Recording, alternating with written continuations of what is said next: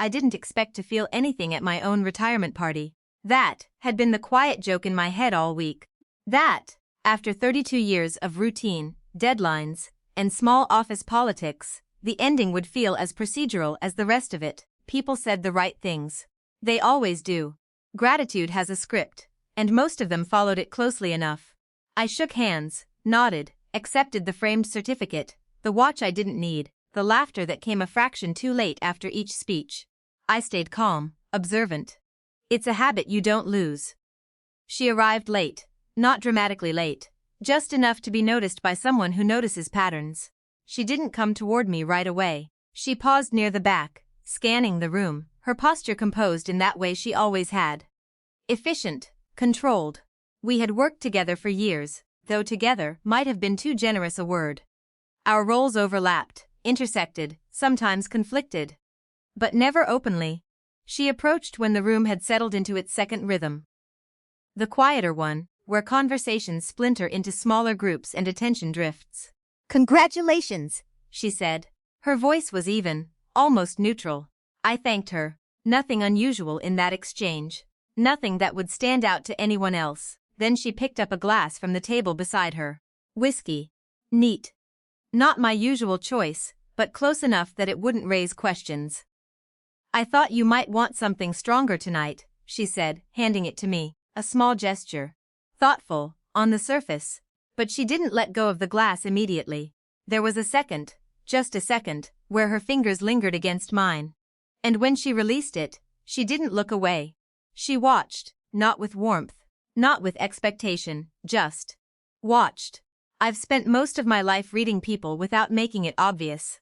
It's not a skill you announce. It's something you carry quietly, the way some people carry caution or skepticism, and in that moment, something didn't align. It wasn't fear. Not exactly. It was the absence of the usual things. No casual smile, no polite shift of attention back to the room.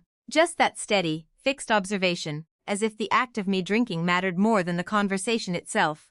I could have set the glass down. No one would have questioned it. But creating a moment, drawing attention, requires certainty. And I didn't have that. Not yet, so I nodded slightly and took a sip. She didn't move. The taste was sharper than I expected. Bitter, but not unfamiliar. Still, something about it lingered longer than it should have. Not on the tongue, but more just behind it, a faint heaviness that didn't belong to the drink itself.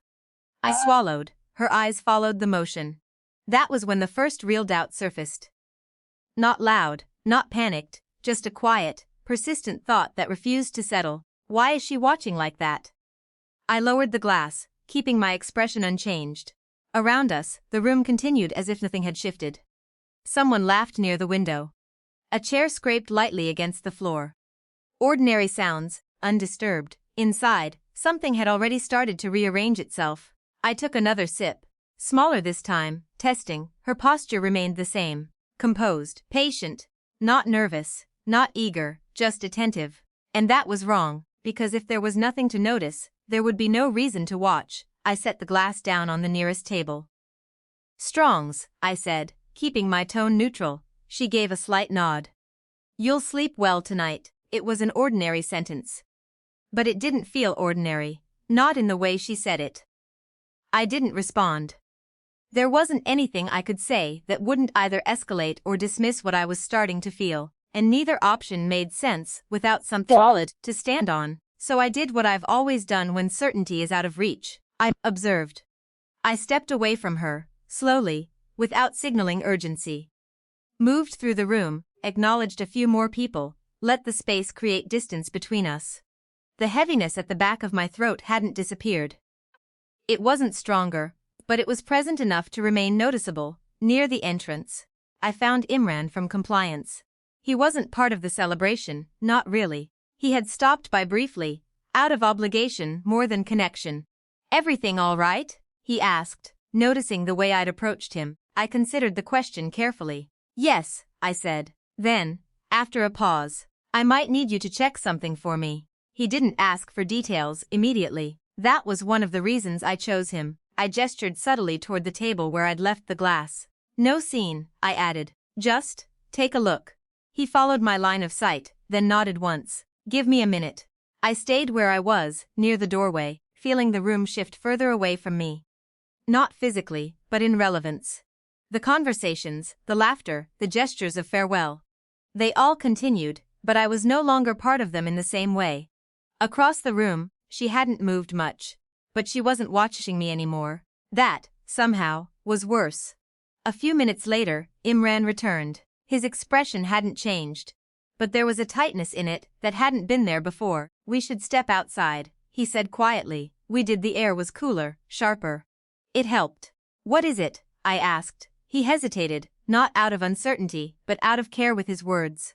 There's something in the glass, he said. Not alcohol. The sentence settled between us without expanding. Can you identify it? I asked. Not here, he said, but it shouldn't be there. That much is clear. I nodded slowly. Inside, the party continued. Do you want me to? He began. Yes, I said before he finished. Handle it. He understood what that meant. No spectacle, no confrontation in a room full of people who would turn it into something else. Just process, just consequence. When I stepped back inside, nothing had changed on the surface. Someone was giving another speech. A few people glanced at me, smiled, raised their glasses. She was gone, not dramatically. Not in a way anyone would question, just absent.